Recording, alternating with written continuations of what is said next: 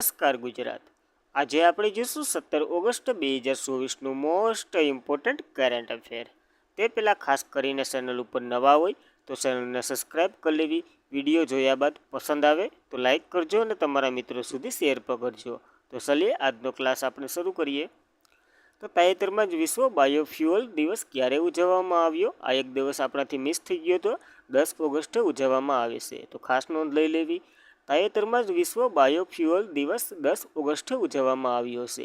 આ દિવસ તો કે જર્મનીના વૈજ્ઞાનિક સર રુડોલ્ફ ડીઝલની યાદમાં ઉજવવામાં આવે છે, કારણ કે 1893માં જ આ દિવસ જર્મનીના શોધ એટલે કે સર રુડોલ્ફ ડીઝલે સફળતાપૂર્વક તેના ડીઝલ એન્જિનને મગફળીના તેલનું ચલાવ્યું હતું, એટલે એનું પરીક્ષણ કર્યું હતું, તેથી ઉજવવામાં આવે છે। અને આનો ઉદ્દેશ્ય તો કે બાયોફ્યુઅલ મહત્વ વિશે જાગૃતિ વધારવાનો છે અને જૈવ ઇંધણ છોડ અથવા તો પાણીઓના કચરાઓને બાયોફ્યુઅલમાં સમાન ભેળવવાનો છે। અને ઈંધણ એટલે કે આથી જે ઈંધણ બને, ઇથેનોલ અને બાયોફ્યુઅલ જેવા ઈંધણ બને છે, તો ખાસ કરીને આ માહિતી નોંધ લેવી।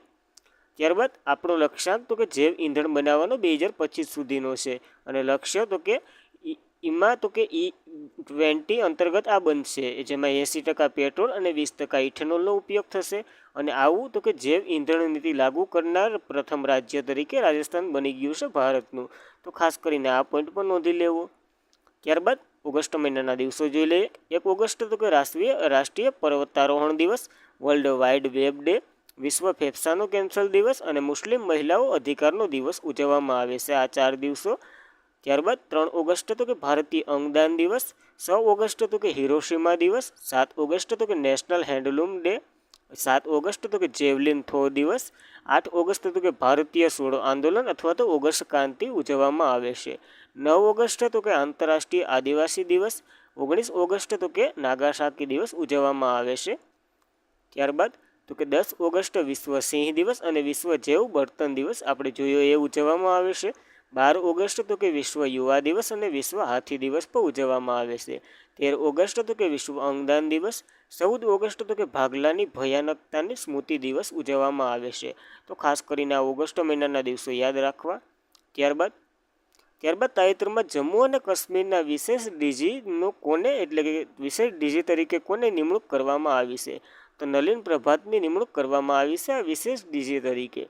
તો તાજેતરમાં જમ્મુ અને કાશ્મીરના વિશેષ ડીજી તરીકે નલિન પ્રભાતની નિમણૂક કરવામાં આવી છે, એટલે કે સ્પેશિયલ ડાયરેક્ટર જનરલ જમ્મુ કાશ્મીરના બનાવવામાં આવ્યા છે નલિન પ્રભાત, એ તો કે RR શ્વેતનું સ્થાન લેશે, તો ખાસ કરીને નવી નિયુક્તિ છે। તો આના જેવી જ સેવાઓની બીજી નિયુક્તિ જોઈ લે, એના પછી પણ થોડીક વધારાની નિયુક્તિ પણ જોઈ લે હું, જે આપણા મંત્રી પરિષદમાં ઘણા સચિવોને બધી બનાવવામાં આવ્યા છે, એ બધીની ડિટેલ।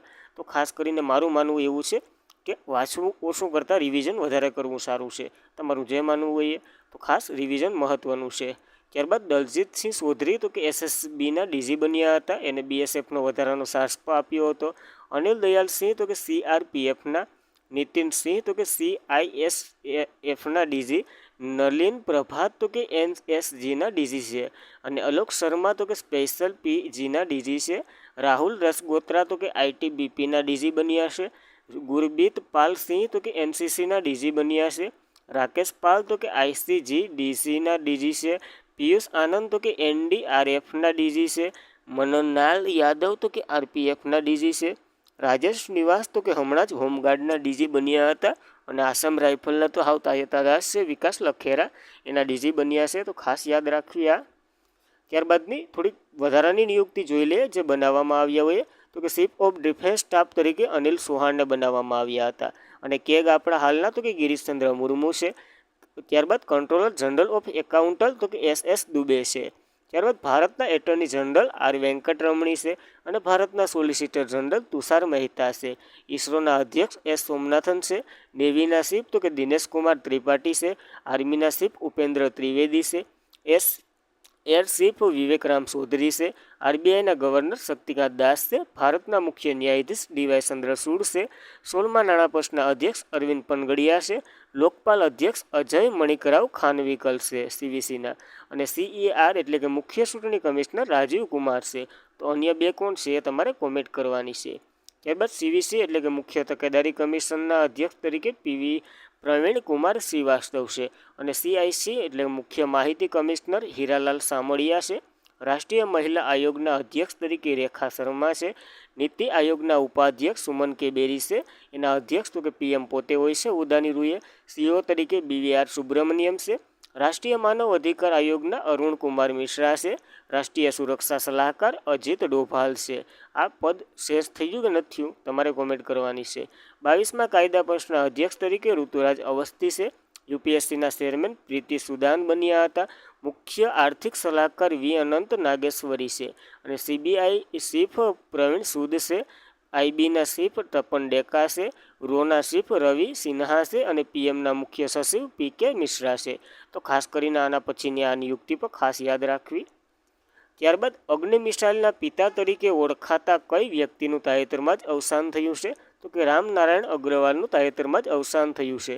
જેની અગ્નિ મિસાઇલની શોધ કરી હતી અને તેને અગ્નિ મિસાઇલના પિતા તરીકે માનવામાં આવતા રામનારાયણ અગ્રવાલને.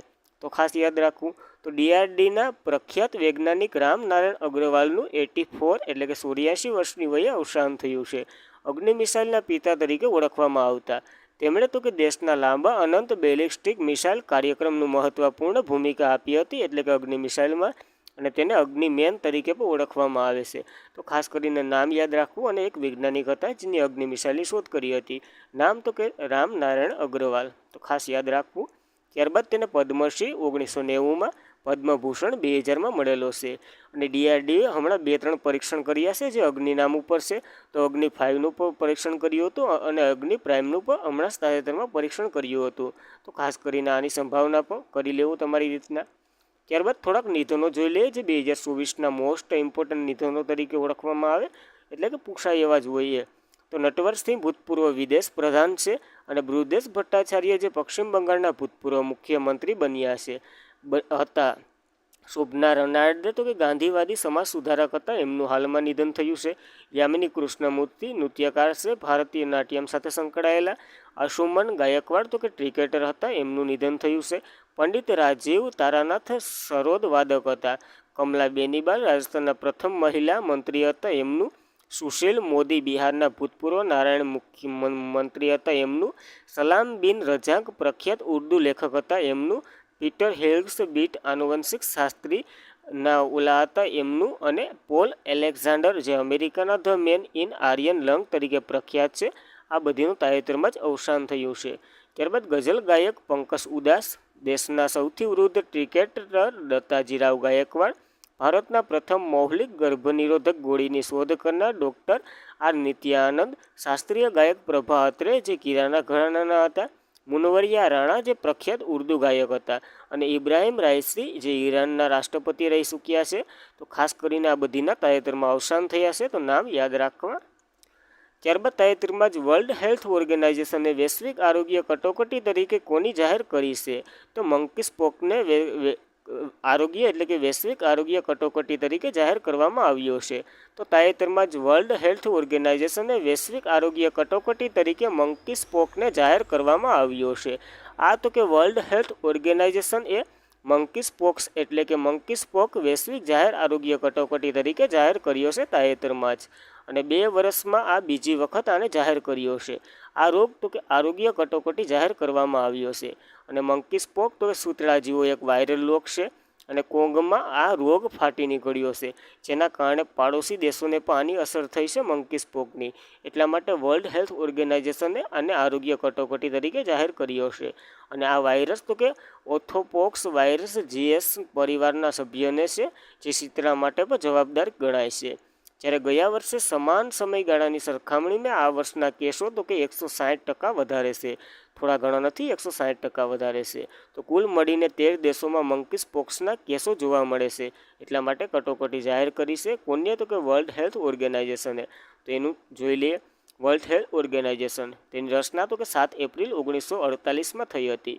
એના દિવસે ઉજવવામાં આવે છે વર્લ્ડ હેલ્થ ડે. અને મુખ્ય મથક તો કે જીનીવા સ્વિટ્ઝરલેન્ડમાં આવેલું છે. હેડ તો કે ટેડ્રોસ અધમનોન છે. તો ખાસ યાદ રાખવું. આ તાજેતરમાં જ ભારતીય પુરુષ ક્રિકેટ ટીમના નવા બોલિંગ કોચ મોન માર્કેસને બનાવવામાં આવ્યા છે. તો આ કયા દેશના છે? તો કે સાઉથ આફ્રિકાના છે. જેને તો કે તાજેતરમાં જ ભારતીય પુરુષ ક્રિકેટ ટીમના નવા બોલિંગ કોચ મોન માર્કસને બનાવવામાં આવ્યા છે. કયા દેશના? તો કે સાઉથ આફ્રિકાના છે. તો ખાસ યાદ રાખો વનલાઇનર સ્વરૂપે. ત્યારબાદ બધા કોચો જોઈ લઈએ જે ચર્ચામાં રહ્યા છે 2024ના. તો ભારતીય મહિલા ક્રિકેટ ટીમના કોચ તો કે અમોલ મજુમદાર અને ભારતીય પુરુષ ક્રિકેટ ટીમના કોચ ગૌતમ ગંભીરને બનાવવામાં આવ્યા હતા. ભારતીય પુરુષ ક્રિકેટ ટીમના બોલિંગ કોચ મોન માર્કેસને જે સાઉથ આફ્રિકાના છે હાલ જોયા. ભારતીય મહિલા હોકી ટીમના કોચ હરિન્દ્ર સિંહને, ભારતીય પુરુષ હોકી ટીમના કોચ કેપ ફુલટનને જે સાઉથ આફ્રિકાના છે. ભારતીય જુનિયર મેન્સ હોકી ટીમના કોચ PR સીઝેસને અને ભારતીય પુરુષ બાસ્કેટબોલ ટીમના કોચ તરીકે સ્કોટ ફ્લેમિંગને બનાવવામાં આવ્યા હતા જે યુએસના છે. ભારતીય રગ્બી ટીમ પુરુષ અને મહિલા બંનેના કોચ તરીકે વેસેલ સેરવને બનાવવામાં આવ્યા હતા જે ફિજીના છે. અને ભારતીય પુરુષ ફૂટબોલ ટીમના કોચ મોનલે માર્કેસ જે સ્પેનના હતા એને બનાવવામાં આવ્યા હતા. હમણાં જ જોઈએ હતી આ નિયુક્તિ. ત્યારબાદ કાલ પ્રમ દિવસ એક ચર્ચામાં રહેલા ડોડા ગણેશ તો કે કેન્યા પુરુષ ટીમના કોચ બનાવવામાં આવ્યા છે. જે ડોડા ગણેશ એક ભારતીય છે જેને કેન્યા એટલે કે કેન્યાના પુરુષ ટીમના કોચ બનાવવામાં આવ્યા છે. તો ખાસ કરીને આ પોઈન્ટ પણ આની સાથે યાદ રાખવું. ત્યારબાદ પદ્મશ્રી પુરસ્કાર વિજેતા ગોદાવરી દત્તનું અવસાન થયું છે. તો તે કઈ કળા સાથે સંબંધિત હતા? તો કે ચિત્રકલા સાથે સંબંધિત હતા. તો પદ્મશ્રી પુરસ્કાર વિજેતા ગોદાવરી દત્તનું અવસાન થયું છે જે બિહારમાં પ્રખ્યાત મિથિલા ચિત્રકળા સાથે સંબંધિત હતા. જેને તો કે 93 એટલે કે 93 વર્ષની વયે અવસાન થયું છે. જે તો કે બિહારથી બિલોંગ કરે છે અને તે મિથિલા બિહારની ચિત્રકળા છે. તમને ખબર છે એ તો કે રાષ્ટ્રીય એવોર્ડ 1980માં 2019માં તો કે પદ્મશ્રી મળેલો છે આ મિથિલા ચિત્રકળા માટે આને. તો ખાસ નામ યાદ રાખવું. ત્યારબાદ આવી જ થોડીક પેઇન્ટિંગો જોઈ લે જેને તાજેતરમાં GI ટેગ મળેલો છે. તો ગોડ પેઇન્ટિંગ જે મધ્યપ્રદેશની છે જેને અને સોહરાઈ કોહબાલ આર્ટ જે ઝારખંડની છે, મિથિલા પેઇન્ટિંગ બિહારની છે, બસોહલી પેઇન્ટિંગ ઝારખંડની છે જમ્મુ કાશ્મીરની છે અને પિશવાઈ પેઇન્ટિંગ તો કે રાજસ્થાનની છે. આ બધીને જ તાજેતરમાં GI ટેગ મળ્યો છે તો આપણા માટે IMP ગણાય. ત્યારબાદ ગવર્નર્સ પર 27મી નેશનલ કોન્ફરન્સ ક્યાં આયોજન કરવામાં આવ્યું છે? તો આનું આયોજન તો કે મહારાષ્ટ્ર ખાતે થયું છે. તો ગવર્નર્સ પર 27મી નેશનલ કોન્ફરન્સ મહારાષ્ટ્રમાં આયોજન કરવામાં આવ્યું હતું અને ગવર્નર 27મી રાષ્ટ્રીય પરિષદ 3 થી 4 સપ્ટેમ્બર 2024 દરમિયાન આનું આયોજન થવાનું છે. અને ક્યાં? તો કે મુંબઈ મહારાષ્ટ્રમાં જે જીઓ વર્લ્ડ કન્વેન્શન સેન્ટર આવેલું છે ત્યાં. અને આની થીમ તો કે વિકસિત ભારત સુરક્ષિત અને ટકાઉ સેવા વિતરણ. તો ખાસ કરીને વિકસિત ભારત બહુ ચર્ચામાં છે તો યાદ રાખવું. અને આયોજન તો કે MTI એટલે કે ઇલેક્ટ્રોનિક અને IT મંત્રાલય બંને મુખ્ય રીતે કરી રહ્યા છે. જ્યારે ઉદ્દેશ્ય તો કે ભારતમાં ગવર્નન્સને પ્રોત્સાહન આપવું માટે મુખ્ય મુદ્દાઓ પર ચર્ચા કરવી. જ્યારે ગવર્નન્સ વિશે માહિતી લઈએ તો એ શું છે? ગવર્નન્સ એ એક એવી સિસ્ટમ છે જેને સરકાર, જાહેર જનતા અથવા તો વેપારી સંસ્થાઓ અને અન્ય સરકારી સંસ્થાઓ સેવાઓ પ્રદાન કરવા માટે માહિતીની આપ-લે કરે છે અને સંચાલન તકલીફોનો ઉપયોગ કરે છે. તો આને ગવર્નન્સ કહેવામાં આવે છે. જ્યારે આવી 26મી બેઠક તો કે મધ્યપ્રદેશના ઇન્દોરમાં થઈ હતી અને ગુડ ગવર્નન્સ ડે આપણે 25 ડિસેમ્બરે ઉજવવામાં આવ્યો છે સુશાસન દિવસ જે અટલ બિહારી વાજપેયીનો જન્મદિવસ જ છે તો એના માનમાં ઉજવવામાં આવે છે. તો ખાસ યાદ રાખવું. ત્યારબાદ આવા જ કોન્ફરન્સ યોજાઈ ગયા છે એના વિશે માહિતી લઈ લઈએ. જે સમિટો યોજાઈ ગઈ તો કે AI સુરક્ષા પર સાઉથ કોરિયામાં સિયોલમાં પર બીજી કોન્ફરન્સ યોજાઈ હતી. તો પેલી ક્યાં યોજાઈ હતી એ મારો પ્રશ્ન છે. ગ્લોબલ ફ્યુચર NGC સમિટ UAEમાં યોજાઈ હતી. વર્લ્ડ સસ્ટેનેબલ ડેવલપમેન્ટ સમિટ નવી દિલ્હી ખાતે. પ્રથમ ન્યુક્લિયર NGC સમિટ તો કે બ્લેસલેરમાં. નવમો રાયસીના ડાયલોગ નવી દિલ્હી ખાતે યોજાયો હતો. એમાં તો કે ગ્રીસના PM ક્રેલ સ્કોટ મિસ્ટોસ્ટિક હાજર હતા આપણા મુખ્ય અતિથિ તરીકે એટલે કે ચીફ ગેસ્ટ તરીકે. અને પહેલી digital India future scheme summit તો કે ગુવાહાટીમાં યોજાઈ હતી. 7મી હિન્દ મહાસાગરીય પરિષદ પર્થ ઓસ્ટ્રેલિયામાં. વિશ્વ સરકાર સમિટ 2024 દુબઈ ખાતે. ભારતીય 2024માં તેની 47મી આવૃત્તિ માટે યુનેસ્કો વર્લ્ડ હેરિટેજ સમિતિની અધ્યક્ષતા કરી રહ્યું છે. હવે તો આખા ગામને ખબર હોવી જ જોઈએ. ત્યારબાદ ગાંધીનગરમાં vibrant Gujarat global tech show યોજાયો હતો. ફરીદાબાદમાં 9મો ઇન્ટરનેશનલ સાયન્સ ફેસ્ટિવલ યોજાયો હતો. 27મો રાષ્ટ્રીય યુવા ઉત્સવ તો કે નાસિક ખાતે. અને પ્રથમ ભારતીય સ્ટીલ બોઇલ એક્સપો તો કે ગુવાહાટી ખાતે. અને કૃષિ આર્થિકોની 32મી આંતરરાષ્ટ્રીય પરિષદ 2024 નવી દિલ્હી ખાતે યોજાઈ હતી. અને ભારતના બીજી વખત આ યજમાન કરી રહ્યું છે ભારતમાં. તો ખાસ કરીને આ પોઈન્ટ આપણા માટે IMP ગણાય તો યાદ રાખવો. ત્યારબાદ તાજેતરમાં જ કયા દેશમાં વિશ્વનું સૌથી જૂનું કેલેન્ડર શોધાઈ ગયું છે? તુર્કીએ આવું કેલેન્ડર શોધ્યું છે જે વિશ્વનું સૌથી જૂનું કેલેન્ડર કહે છે. તો તાજેતરમાં જ તુર્કી દેશમાં વિશ્વનું સૌથી જૂનું કેલેન્ડર શોધાયું છે. તો પુરાવા સાથે જ કહેતું હોય, એમ કંઈ તો હવામાં ન ઉડાડતું હોય. તો તુર્કીએ ગ્લોબેકેલ ટેપ નામના સ્થળેથી એક જૂનું કેલેન્ડર સૂરજ સાંજ વખતનું કેલેન્ડર શોધી કાઢ્યું છે, જે એનું કહેવાનું છે કે 13,000 કરોડ વર્ષ જૂનું છે આ કેલેન્ડર. તો ખાસ કરીને એટલું યાદ રાખવું, સૌથી જૂનું કેલેન્ડર તુર્કીમાંથી મળી આવ્યું છે. તો તુર્કીની વાત કરીએ, કેપિટલ અંકારા છે, ચલણ તો કે તુર્કી લીરા છે, અને રાષ્ટ્રપતિ રેસેપ તૈયપ અર્ડોગન છે. અને આપણે ખબર છે તુર્કી અને સિરિયામાં જે ભૂકંપ આવ્યો હતો એના માટે ઓપરેશન દોસ્ત ચલાવ્યું હતું. અને યુરોપનો મરીચ જે એશિયા અને તુર્કીને ગણવામાં આવે છે, જે તુર્કીનો અડધો ભાગ તો કે એશિયામાં ને અડધો ભાગ તો કે યુરોપમાં છે. જે વિકસિત દેશ કયો છે, યુરોપ કે એશિયા? આ તુર્કી જે સરહદ ધરાવે છે એમાં એ તમારે કોમેન્ટ કરવાનું છે. શા માટે યુરોપનો મરીચ કહેવામાં આવે છે એ પણ તમારે કોમેન્ટ કરવાનું છે. ત્યારબાદ તાજેતરમાં જ હોકી ઇન્ડિયાએ કયા ભારતીય હોકી ખેલાડીની જર્સી નંબર 16ને નિવૃત્તિ કરવાની નિર્ણય લીધો છે? તો 16 નંબરની PR સીઝેસની હોકીની ઓલી છે જર્સી, તો એને નિવૃત્ત જાહેર કર્યો છે. નિવૃત્તિ જાહેર એટલે હું? તો કે આ 16 નંબરની હવે જર્સી કોઈ પણ હોકીનો ખેલાડી હોય એને નહીં આપીએ, એવી રીતના જાહેર કરવામાં આવી દઈ છે. તો તાજેતરમાં જ હોકી ઇન્ડિયા PR સીઝેસ ભારતના હોકી ખેલાડી જર્સી નંબર 16ને નિવૃત્તિ જાહેર કરી છે. અને જુનિયર પુરુષ હોકી ટીમના મુખ્ય કોચ બન્યા છે હાલ PR સીઝેસ. તો ખાસ યાદ રાખવું, પેરિસ ઓલિમ્પિકમાં આપણી હોકી ટીમે બ્રોન્ઝ મેડલ લઈને આવ્યા હતા. તો પેરિસ ઓલિમ્પિક 2024માં સમાપન સમારોહમાં ધ્વજધારક હતા. આની સાથે કોણ હતું એ તમારે કોમેન્ટ કરવાનું છે. અને આ PR સીઝેસ તો કે કેરળથી બિલોંગ કરે છે, જેને 2017માં પદ્મશ્રી, 2021માં મેજર ધ્યાનચંદ ખેલ રત્ન એવોર્ડ, વર્ષ 2021માં વર્લ્ડ ગેમ એથ્લેટ બનાવવામાં આવ્યા હતા. અને વર્ષ 21 અને 22માં તો કે સતત FIS goalkeeper of the year award જીત્યા હતા. તો ખાસ કરીને આ પોઈન્ટો યાદ રાખવા એના વિશે. ત્યારબાદ મહેન્દ્રસિંહ ધોનીની તો કે 7 નંબરની અને સચિન તેંડુલકરની 10 નંબરની આ બંને ક્રિકેટરોની પણ જર્સી નિવૃત્ત કરી દેવામાં આવી. તો ખાસ કરીને અગાઉ નંબર પૂછાઈ ગયા છે, તો આનોય પૂછાઈ શકે છે, નક્કી ન લેવાય. ત્યારબાદ તાજેતરમાં કયા દેશના વડાપ્રધાનને દેશના બંધારણીય અદાલતોમાં મોકલવામાં આવ્યા હતા, જેને નૈતિક ઉલ્લંઘન આરોપ બરખાસ્ત કરવામાં આવ્યા છે? તો કે એક દેશના વડાપ્રધાનને બરખાસ્ત કરવામાં આવ્યા છે. તો કયા દેશના? તો કે થાઈલેન્ડના. તો તાજેતરમાં જ થાઈલેન્ડ દેશના વડાપ્રધાન જે દેશની બંધારણીય અદાલતમાં મોકલવામાં આવ્યા હતા. શા માટે? તો કે નૈતિક ઉલ્લંઘન કર્યું હતું એ આરોપમાં તેને બરખાસ્ત કરી દેવામાં આવ્યા છે. ટૂંકમાં કહે તો પદભ્રષ્ટ કરી દીધા છે. તો થાઈલેન્ડની સર્વોચ્ચ બંધારણીય અદાલત નૈતિકતાના ઉલ્લંઘનના આરોપમાં દેશના વડાપ્રધાન થેયા સિવિસેનને તાજેતરમાં જ પદભ્રષ્ટ કરી દીધા છે. તો થેયા સિવિસેન લગભગ બન્યા હતા. કોર્ટ વડાપ્રધાનને પ્રધાન તરીકે નિયુક્ત કર્યા હતા. એને તો કે કોર્ટના જે વડાપ્રધાન હોય એને પ્રધાન તરીકે નિયુક્ત કર્યા હતા, જેનું નામ તો કે પિસિત UN બાન હતું.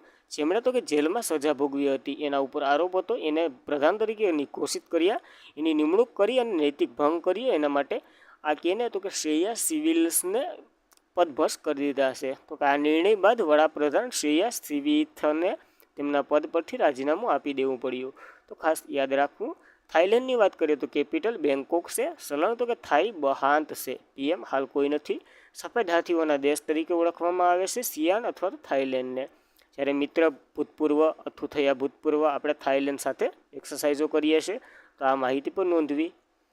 તો આજના માટે એટલું. ખાસ કરીને મિત્રો, વિડીયો પસંદ આવે તો લાઇક કરો, તમારા મિત્રોને શેર કરો અને વધુમાં વધુ ચેનલને ફેલાવો, જેથી બધી વિદ્યાર્થીઓ આ માહિતીનો લાભ લઈ શકે. પસંદ આવે તો લાઇક કરો. તો thank you for watching this video. જય હિન્દ, જય ભારત.